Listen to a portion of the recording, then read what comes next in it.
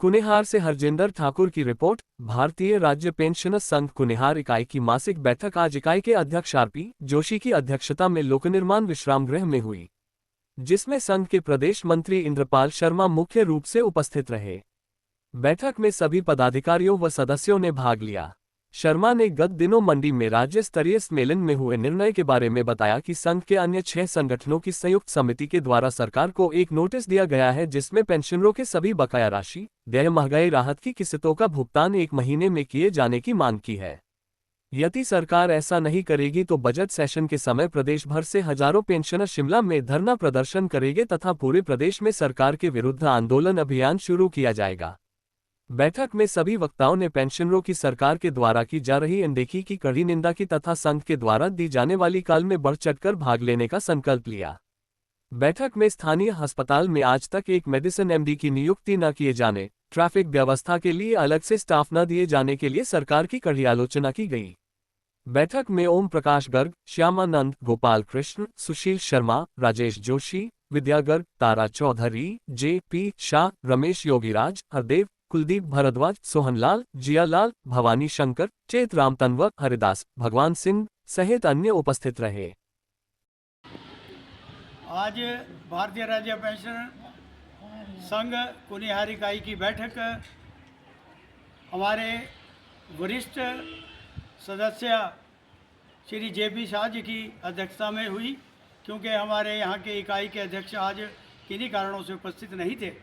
इस बैठक में कुनिहार इकाई के सभी वरिष्ठ पदाधिकारी और अन्य जो सदस्य कार्यकारिणी है उन्होंने इसमें भाग लिया।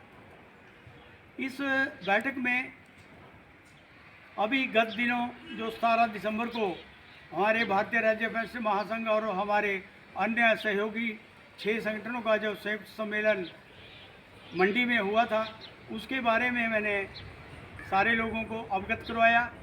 उसमें ये निर्णय लिया गया सर्वसम्मति से कि प्रदेश सरकार जो 2 वर्षों से इनका कार्यकाल हो चुका है, इन 2 वर्षों के अंदर प्रदेश के जो हमारे पेंशनर हैं उनके जो देय राशि, चाहे वो वेतनमानों की हो या 11% एडीए की किस्तें हों या 2022 से लेके जो किस्तों का बकाया राशि है उसका भुगतान हो, ये सब जितने भी हमारे देनदारी हैं सरकार के पास दे पड़ी है।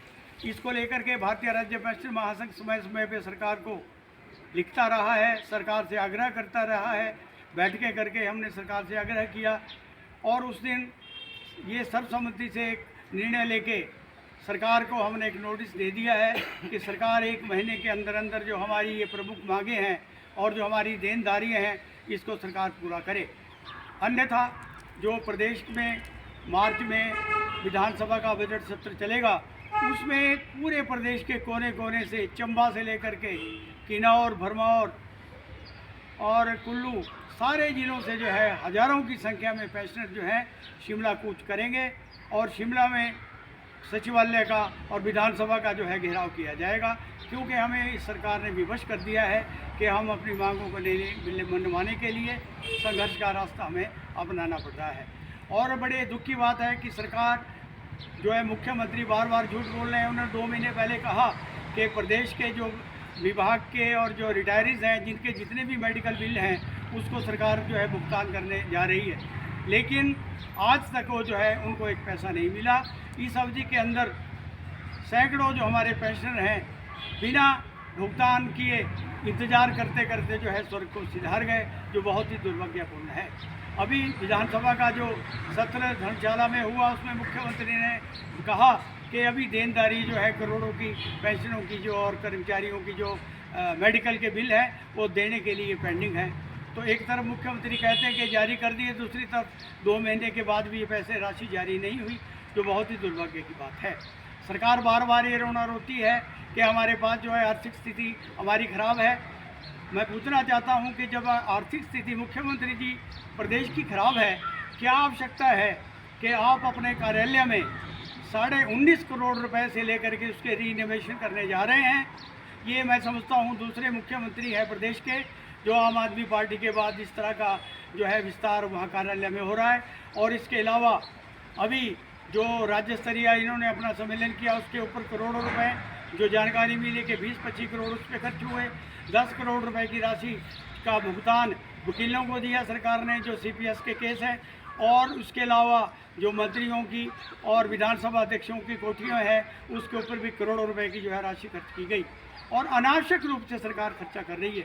हमने सरकार को सुझाव दिए कि सरकार इसको रोकने के लिए उचित कदम उठाए और हफ्ते में एक दिन जो है सरकारी गाड़ियों को बंद किया जाए और ये जो काफिले मंत्रियों के साथ चल रहे हैं इसको भी बंद किया जाए, खर्चे में कटौती की जाए। लेकिन सरकार अपनी मौज मस्ती के लिए जो है पूरे खर्चे कर रही है और प्रदेश के जो कर्मचारी और पेंशनर हैं उनके साथ जो है उनकी देनदारी जो है उसका भुगतान नहीं हो रहा है।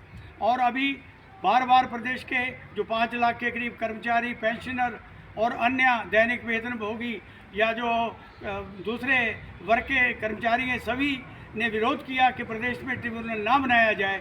लेकिन इसके बाद भी प्रदेश सरकार अपनी मर्जी से प्रदेश में ट्रिब्यूनल बनाने जा रही है, जो कि मैं समझता हूँ इससे कर्मचारी या अन्य वर्गों को कोई जो है हित उनके सुरक्षित नहीं रहेंगे और इसके ऊपर हर महीने करोड़ों रुपए और सरकार को खर्च करने पड़ेंगे।